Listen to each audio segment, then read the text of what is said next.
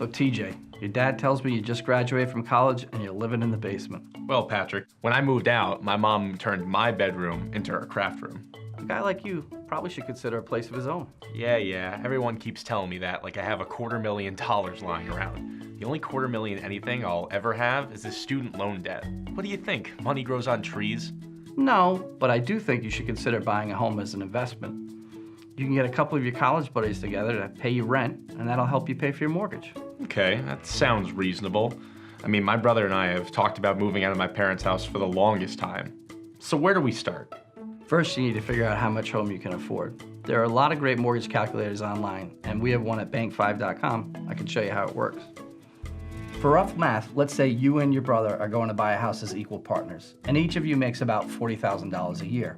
Assuming you have no other expenses and qualify for an FHA loan, where you only have to put as little as 3.5% down, you and your brother could afford a house or a condo that costs about $275,000. Wow, I can't believe that. 3.5%? That's a lot better than I expected. I thought you need to put like 20% down. Well, the government has a lot of great loan programs to make home buying more accessible. And rather than paying somebody else's mortgage, you can accumulate wealth by building equity. Equity is the part of the house that you actually own versus the mortgage. I get it. It's like a savings account. Exactly. That's not to say there'll never be a dip in values. Folks who bought homes around 2008 saw a decrease in value when they thought values would go on forever. There can always be a correction and values can come down. So how does this work? Can I just walk into a bank and get a mortgage? Sort of.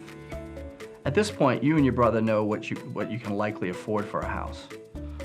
It's time to actually look at evaluating your credit and creating a budget. You and your brother should actually think a little bit about what type of a home you want to buy. Maybe a condominium, maybe a two-family home. Maybe you should identify a realtor to work with. We can refer you if that helps. How's that sound? I'm in. Let's get a coffee and discuss. Oh yeah, remember, we talked about that budget? It's probably time for you to start making your own coffee and packing your own lunch. All right, we'll skip the coffee. How about we just go over those numbers again? Sounds good. Let's take a look.